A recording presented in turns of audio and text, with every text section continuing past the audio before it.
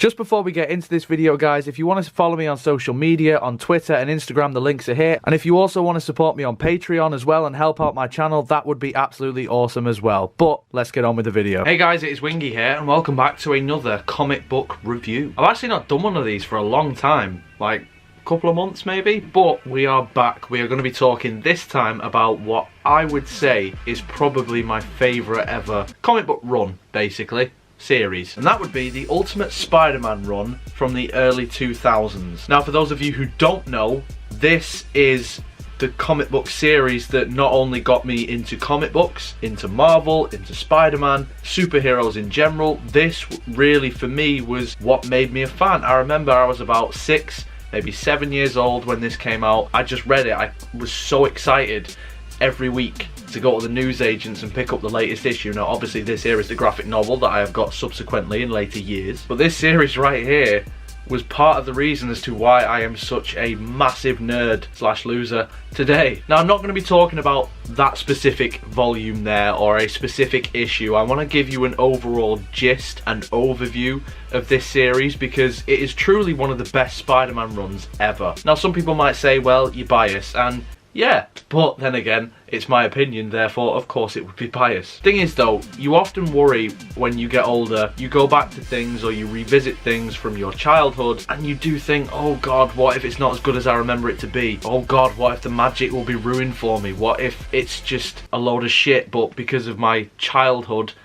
I just see it as something totally different. Having reread this with older eyes, it holds up, and in fact it's probably even better than I remember it to be. If you know the story of Spider-Man, then you more or less get the gist of this comic book series. It's Peter Parker, he's a young kid, he's bullied, he's not really the cool kid or anything, he's a bit of a social outcast, and then he gets bitten by a radioactive spider and he becomes Spider-Man, and then he fights against all these really great villains such as the Green Goblin, Doc Ock, Venom, all sorts. He's also got to try and keep that balance in his life, you know. He needs to be Peter Parker, he needs to be a good nephew for his Aunt May, he's also dealing with the loss of his parents, he's also dealing with relationships, and he's got to balance that with school life as well, bullies at school, and also being killed by super-powered villains every week. For me, Spider-Man is probably one of the most relatable superheroes ever, because I'm pretty sure a lot of you who are watching this video now, you were Peter Parker, in the sense that you were a kid who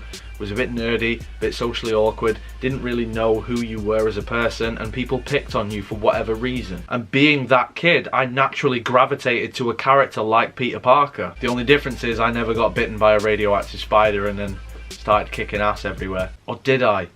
Who's to say? I wouldn't reveal it in a YouTube video, would I? I'm actually terrified of spiders, so I would hate that. But anyway, like I say, this is basically the Spider-Man that you know and you love, or you are just used to from the movies or any other version of Spider-Man, really. Say any, the majority of them, the Peter Parker ones at least. The difference is with the Ultimate Universe is that it tried to revamp the Marvel Universe for a more modern audience, for an audience coming into the 21st century. And I genuinely believe that the Ultimate series was one of the best Marvel creations in terms of comic books, because it spawned so many fantastic iterations of so many different Marvel characters. I think Spider-Man is the clear and standout success, but I also think that characters such as the Fantastic Four really benefited from this universe and the way that they were written. It's not totally successful though, and I will get into that a little bit later, but I do feel like for the most part the villains here are done incredibly well. There's some new twists on them,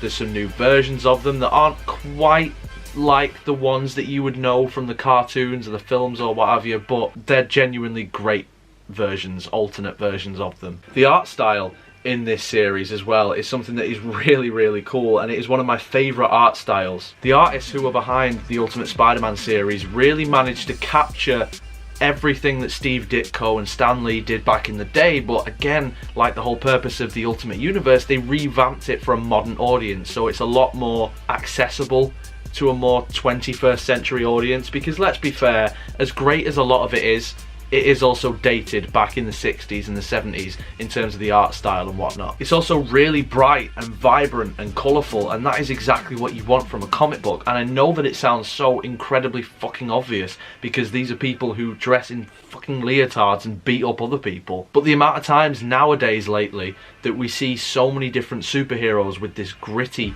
reboot and, you know, darker versions of these characters, which isn't a bad thing. I do like a large number of them, and I think a lot of characters benefit from being in a much more darker tale. But with a character like Spider-Man who is fun, you do want to see that, and it definitely comes across in the pages. The dialogue is also incredible. It's so witty and humorous, and what I love about it is that it's so genuine.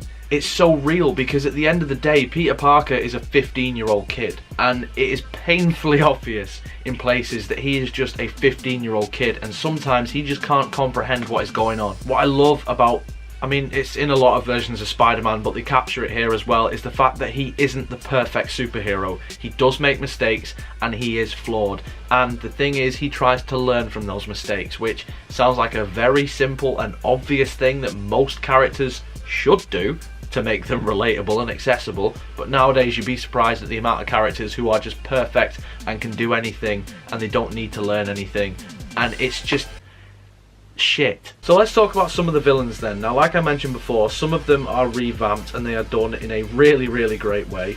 I think the prime example of this would be Venom. This version of Venom isn't an alien symbiote that has come down from space and infects Eddie Brock, who is this journalist. Obviously it infects Peter first, but that's not quite how it goes down. Eddie Brock in this universe is somebody that Peter Parker used to know when he was a kid. He was somebody who was a little bit older than him. Peter Parker's parents and Eddie Brock's parents, they were scientists together and they were friends together, and they invented the Venom symbiote. Peter takes it for himself and obviously becomes the black suited Spider-Man, but like in the comics, it kind of tries to take over him, so he's like, you know what, I don't want this anymore. Eddie Brock finds out what he did, is angry with Peter Parker, the suit is obviously angry with Peter Parker for rejecting him, and then you get Venom. Now this version of Venom is fucking huge, and I like that because Spider-Man in this is quite small. Usually when you see Spider-Man, he is quite a well-built, muscular guy, whereas in this, he's a bit of a weed, really,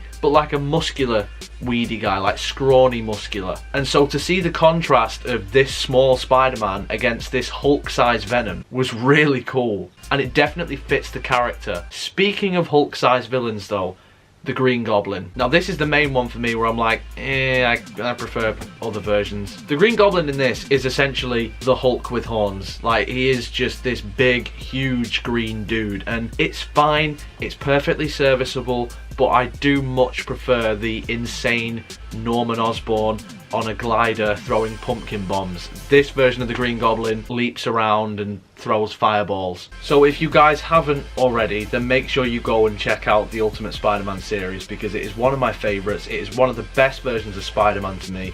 It is just a genuinely fun series. Not all the time, there are some really sad moments, but overall, I think if you love Spider-Man and you love the world of Spider-Man, this is the one for you, because it really does offer a slightly different perspective. But in the comments below, guys, let me know if you have read it, and if you have, what did you think about it? Where would it rank for you amongst the Spider-Men? Is it your favourite version? Is it not? Who is? Let me know in the comments below. If you enjoyed this video, then make sure you leave a like on it, subscribe for more. Social media and Patreon links will be in the description below, so if you would follow me on any of those things, then I would absolutely love you forever. But until next time, guys, you take care of yourselves. Goodbye.